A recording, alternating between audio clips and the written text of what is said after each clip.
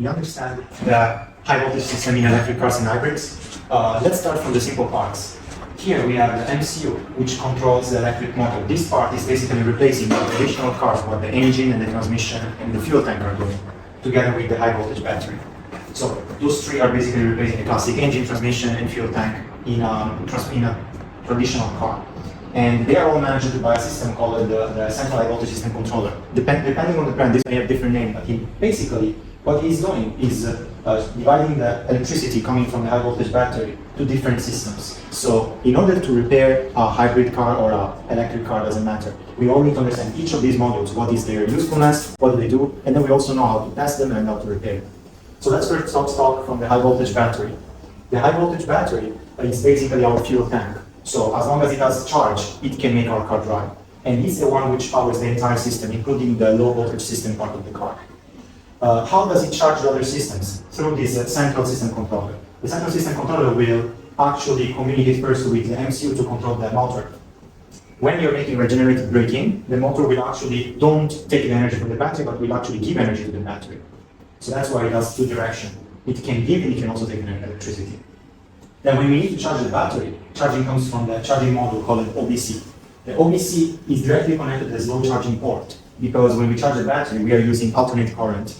But the battery needs direct current, which means we need something to change this alternate current into direct current. Then the OBC is doing exactly that. It's basically acting as an inverter. And it will just transform this alternate current into direct current to stop. But if we use the fast charging port, which is what we use when we are charging at a charging station, for example, then this would be directly DC, so it can directly go to our battery. So that's why it's faster. It's also because there is nobody in the middle. Another important system inside the high voltage system is the DCDC. The DCDC is basically an inverter which changes the direct current to direct current. It just transforms the voltage. So from high voltage, in this case, to low voltage. If it's a hybrid car, it will be from 48 volts, for example, to 12 volts. If it's a high voltage battery like 100 volt, 200 volt, 400 volts because it's an electric car, then it would just change this voltage to 12 volt. And this is because most of the system of EVs and hybrids are still 12 volt systems like normal cars, which means they all need to rely on the service battery, which is traditional battery 12 volt. Except that this battery is not lead acid battery, but it's a lithium battery, just like the high voltage battery. So we spoke about the DCDC. Next one is the high voltage air conditioning and the PTC. Those two are basically replacing the air conditioning and the cooling system of the traditional engine. Why do we need to do that? Because high voltage battery requires a specific temperature to operate at the maximum efficiency. It cannot be too low, it cannot be too high. So it needs PTC, which is the heating system, to keep itself warm when charging and when operating. So when you're charging your car, sometimes it will happen that before it actually charges, it will take some time. This is because the PTC module is starting to heat the battery to go in charging mode. Otherwise, the charge will not be as efficient and the battery life will also be affected.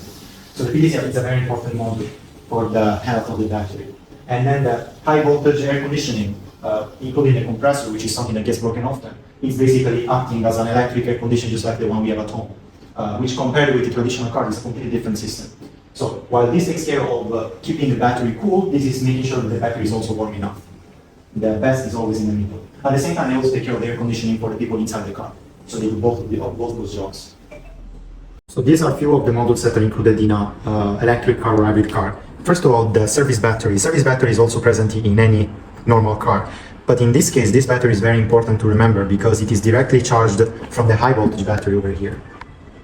And the high voltage battery over here, in order to charge the service battery, it needs to take its own current and send it through this module here, which is the inverter or DCDC in this case. And the DCDC will just change from, for example, in this case, 126 volts to 12 volts in order to charge the service battery. The service battery takes care of the rest of the car.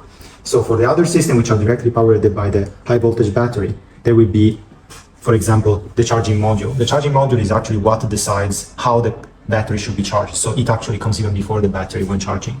And it will have inside an inverter, which makes sure that alternating current can be moved, can be changed into direct current in order to be stored inside the battery, as the battery requires direct current, but our home only have alternate current. Except for the fast charge. The fast charge system directly connects DC current to the battery, which means they don't need to go through this system at all. And for the other two systems over here, this is the compressor of the air conditioning, and this is the heating system or PTC. So those two together make sure that the battery over here is at the right temperature to work at all times. If it isn't, its lifetime and its efficiency will drop down dramatically. So the operation of the heater and the air conditioning is fundamental. So today we talked about all those different controllers and systems inside an high voltage car. And what we have discovered is that in order to know how to repair them or to test them, we need to understand each module, what it is doing, and how it's related to the other systems. So over here we have a lot of spare parts for all kinds of electric cars and hybrids.